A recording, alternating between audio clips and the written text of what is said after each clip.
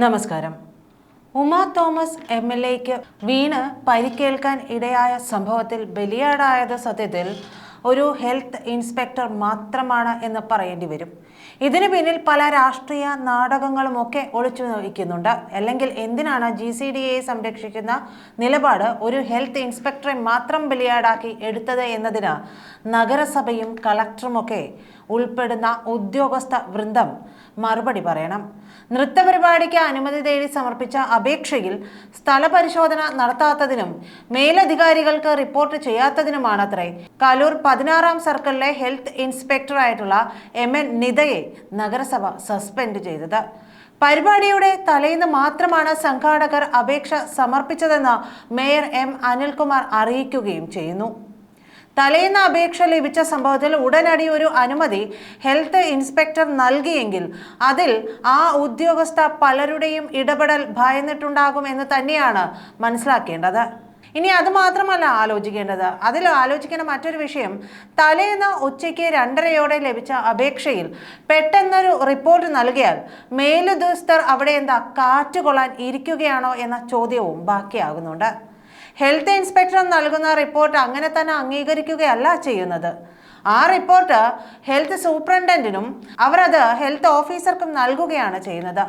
അവിടെ നിന്നാണ് അനുമതി നൽകേണ്ടത്. അപ്പോൾ ചോദ്യം വരിക, വേണ്ട രീതിയിൽ പഠിക്കാതെ എന്തിനാണ് തലേന്ന് മാത്രം ലഭിച്ച അപേക്ഷയിൽ പെട്ടെന്ന് ഈ 2 ഉദ്യോഗസ്ഥരും അംഗീകാരം നൽകിയത് എന്നതുകൂടിയാണ്.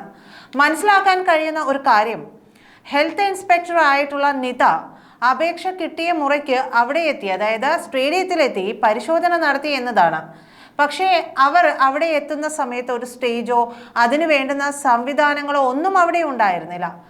സ്റ്റേജ് വരുന്നത് പുല്ലിൽ വെച്ച് നിലവിളക്ക് കൊളുത്താൻ സാധിക്കില്ലെന്ന GCDയെ അറിയിച്ചതോടെയാണ്. അതായത് ഈ ഹെൽത്ത് ഇൻസ്പെക്ടർ പോരുന്നത് വരെ അത്തരം ഒരു കാര്യം അവിടെ ഉണ്ടായിരുന്നില്ല തന്നെ. പുല്ലിൽ വെച്ച് നിലവിളക്ക് കൊളുത്താൻ സാധിക്കില്ലെന്ന് അറിയിച്ചതോടെ സംഭവ ദിവസം രാവിലെയോടെയാണ് അത്രേ തട്ടിക്കൂട്ട സ്റ്റേജ് അവിടെ ഉയരുന്നത്.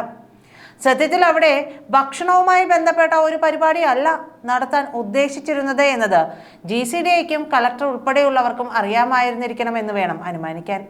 ഹെൽത്ത് ഡിപ്പാർട്ട്മെന്റിന്റെ അനുമതിയല്ല ഇതിന് പ്രധാനമായും വേണ്ടിയിരുന്നത് എന്നത് സാമാന്യ ബോധമുള്ള ആർക്കും മനസ്സിലാക്കാൻ സാധിക്കുന്ന കാര്യമാണ്.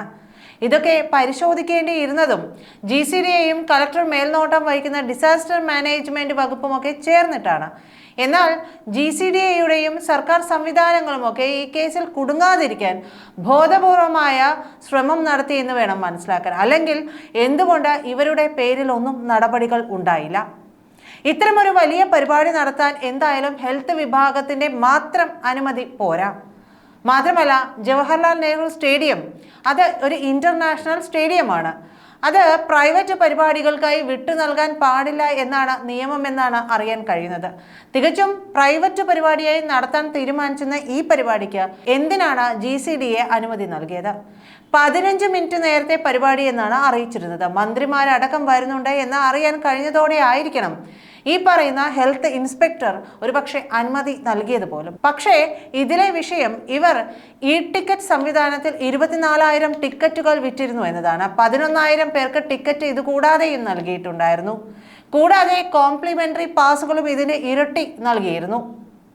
ഇത്രയധികം ആളുകൾ വന്നു ചേരുന്ന ഒരു പരിപാടിയിൽ അതിൻ്റെ ഉത്തരവാദിത്തം എങ്ങനെയാണ് ഒരു ഹെൽത്ത് ഡിപ്പാർട്ട്മെന്റിന്റെ മാത്രമാകുന്നത്? അതിൻ്റെ ഉത്തരവാദിത്തം പൂർണ്ണമായും GCDയുടെയും കളക്ടറുടെയും കീഴിൽ വരുന്ന ഡിസാസ്റ്റർ മാനേജ്മെന്റിന്റെയും കൂടി ഉത്തരവാദിത്തമല്ല എന്ന ചോദ്യം ബാക്കിയാകുന്നുണ്ട്. അപ്പോൾ സ്വാഭാവികമായും ഇതിൽ സംഭവിച്ചിരിക്കുന്നത്, വീഴ്ച വരുത്തിയവരെ മുഴുവൻ മാറ്റി നിർത്തി ഹെൽത്ത് ഡിപ്പാർട്ട്മെന്റിന്റെ തലയിൽ ഈ കുറ്റം അടിച്ചേൽപ്പിക്കുകയും ഒരു ഹെൽത്ത് ഇൻസ്പെക്ടറെ ബലിയാടാക്കുകയും ചെയ്തിരിക്കുകയാണ് എന്നതാണ് മനസ്സിലാക്കേണ്ടത്. ഇത് ആരെ സംരക്ഷിക്കാനാണ്? ഒരു MLAയുടെ ജീവന് വില കൽപ്പിക്കാത്ത ഈ ഉദ്യോഗസ്ഥർ, ഈ ഭരണകൂട സംവിധാനം സാധാരണക്കാരന്റെ ജീവന് എന്ത് വിലയാണ് നൽകുക? ഇതിന് പിന്നിൽ നടന്നിരുന്ന അട്ടിമറി വളരെ വലുതാണ് എന്നത് ഈ നടപടിയിലൂടെ മനസ്സിലാക്കാൻ കഴിയും. ഇതിൽ ഇവർ ഒരു ഹെൽത്ത് ഡിപ്പാർട്ട്മെന്റിനെ കുരിശിൽ കയറ്റുന്നത് ഈ പറയുന്ന കാരണങ്ങൾ കൊണ്ട് തന്നെയാണ്. Kerala places of public resort act പ്രകാരം നഗരസഭയുടെ കലൂർ ഹെൽത്ത് ഓഫീസ് ഓഫീസിൽ ലൈസൻസിന് സംഘാടകർ അപേക്ഷ നൽകിയിരുന്നു എന്നത് ശരി തന്നെ. പണം സ്വീകരിച്ച പൊതുസ്ഥലങ്ങളിൽ പരിപാടി നടത്തുന്നതിന് ഹെൽത്ത് വിഭാഗം നൽകുന്നതാണ് PPR ലൈസൻസ്. പണം സ്വീകരിക്കാതെ പരിപാടി നടത്തുന്നതായി അറിയിച്ചതുകൊണ്ട് അപേക്ഷ നിരസിച്ചെന്നാണ് ഹെൽത്ത് വിഭാഗം സെക്രട്ടറിക്ക് വിശദീകരണം നൽകിയത്. സ്ഥലം പരിശോധിച്ച ഹെൽത്ത് ഇൻസ്പെക്ടർ മേലധികാരികൾക്ക് റിപ്പോർട്ട് നൽകണം. എന്നാൽ മേയറുടെ നിർദ്ദേശപ്രകാരം ചൊവ്വാഴ്ച വകുപ്പ് മേധാവികളുടെ യോഗം വിളിച്ചപ്പോഴാണത്രേ അപേക്ഷ ലഭിച്ചതെന്നാണ് നഗരസഭാ സെക്രട്ടറി പോലും അറിയുന്നത്. അതുകൊണ്ട് ഹെൽത്ത് ഇൻസ്പെക്ടറുടെ കൃത്യവിലോപം വ്യക്തമായതിനാലാണത്രേ അന്വേഷണ വിധേയമായി സസ്പെൻഡ് ചെയ്തതെന്നാണ് ന്യായീകരണം. പക്ഷേ ഇത് ബോധമുള്ളവർക്ക് മുൻപിൽ വേകുന്ന പരിപ്പല്ല എന്നുള്ളത് നഗരസഭയും ഭരണകൂടവും മനസ്സിലാക്കേണ്ടതാണ്. നന്ദി.